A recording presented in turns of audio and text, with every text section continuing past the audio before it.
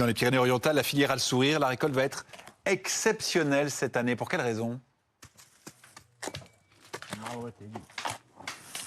Tout simplement parce qu'on a eu des pluies régulières au printemps, ce qui a relancé la sève. Résultat, les arbres sont en bonne forme et le liège se détache plus facilement. Alors vous voyez les leveurs qui sont à l'œuvre. Ils sont à l'œuvre depuis un mois. On les appelle les leveurs parce qu'ils soulèvent le liège. C'est une pratique ancestrale. Renaud Piazzetta, bonjour. Bonjour. Expliquez-nous combien de tonnes vous allez lever cette année? On espère lever 200 tonnes. On sort de 2 années de sécheresse où on a malheureusement pas pu faire les récoltes espérées. Et là, cette année, à la faveur des pluies printanières, on devrait atteindre les 200 tonnes de liège.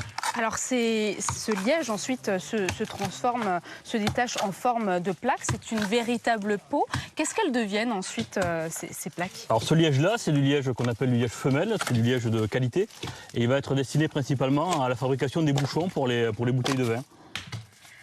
C'est une pratique ancestrale, ce qu'on voit là. On voit ce geste précis. Ce qu'ils font actuellement, c'est vraiment extraire l'écorce de l'arbre sans l'abîmer. Exactement. Le plus important, c'est de préserver l'arbre et de ne pas abîmer les couches génératrices de liège pour permettre au liège de se reproduire d'ici une quinzaine d'années. Il faut environ 15 ans pour que le liège puisse à nouveau être récolté sur le même arbre. Voilà, merci beaucoup. Effectivement, comme vous l'avez dit, tous les 12 à 15 ans, il y a une nouvelle écorce. Et donc, ça va permettre une nouvelle récolte. Il faut savoir que ces chênes, ils peuvent vivre jusqu'à 300 ans. Et donc, ils se transforment ensuite dans ces plaques de liège, ces pots que vous voyez là. Le champion toute catégorie, c'est le Portugal, suivi de l'Espagne et la France, qui est plus modeste, mais la filière est bien là.